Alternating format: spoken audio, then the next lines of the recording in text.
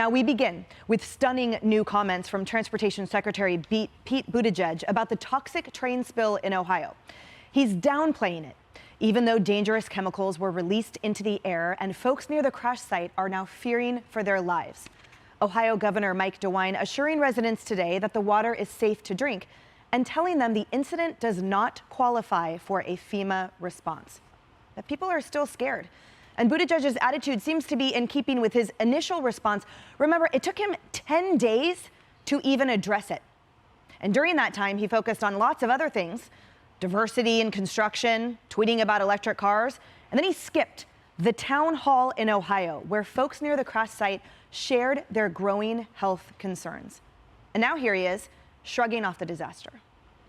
Rail safety is something that has evolved a lot over the years, but there's clearly more that needs to be done because while this horrible situation has gotten a particularly high amount of attention, there are roughly 1,000 cases a year of a train derailing. Kennedy. Yeah, but it's interesting because those 999 other derailings don't lead to thousands of fish showing up dead in waterways, families' pets dying, foxes, chickens, you name it, all sorts of livestock dying, not to mention the specific symptoms that residents of this town are presenting. And they're exhausted. You know, they go to the waterways and it's sludge. They go into their homes and it's covered in black toxic soot. And no one, you know, the mayor seems to be doing a pretty good job of addressing their concerns, but everyone else, they're confused. They feel like they're not being heard. And frankly, they're scared because some of these chemicals and some of the material that they can produce over time can cause cancer. And it may not be what's happening in the moment, but they're terrified of what could happen in 3 years or 10 years or to their children or grandchildren. Yeah, Dr. Siegel, tell us more about that the potential side effects here that go on potentially generationally. I mean, initially, Kennedy's right. Initially, you have the gases that are causing irritation, the acrylates and the vinyl chloride and the breakdown products like hydrogen chloride. But the thing that nobody's talking enough about is what happens when it seeps into the environment and stays there? How are you going to get it out of the environment? Vinyl chloride, very small amounts of it over years leads to liver failure, liver cancer, multiple other kinds of cancer, lung cancer, bone cancer, blood cancers. It's terrible, and small amounts may not even be detectable. And you know, when Buttigieg says, well, there's 1,000 derailments a year, here's what he's not telling you. There's 337 this past year, over the past year, of toxic spills from trains, and they're not all being tracked. And I want to know what's happening to the chemicals. And by the way, how could there not be a FEMA response here with this disaster going on? People can't breathe, people have irritated eyes, people are getting sick. The governor says drink the water. He's not drinking the water. Why should anyone drink the water? It's so disappointing to me, Dagan, how my tax dollars are used every day, all day, for things that I don't agree with, for things that aren't efficient, for things that garner no results. And here, I wish my tax dollars could help these people here. And the governor there was asking HHS and FEMA physicians to come. So apparently on their own dime, because the government, the way the rules are set up, the dollars, the funding, the investment, the seeing can't happen the way it's lined out because the boxes aren't checked. Norfolk Southern calls this. So Norfolk Southern should be paying for everything. What should be happening is the role of government is to be on the ground as a check and a balance to what is happening and to ensure that the residents are getting information day one, that the residents are protected, that the water is being tested and the air and the soil day, week, month, year after year after year. And the communication has been horrific. The derailment happened 2 weeks ago. The burn of the vinyl chloride happened February 6th, so 3 days after that. It was 2 days after the burn off of the vinyl chloride. The residents were told, all is well, you can go back into your homes.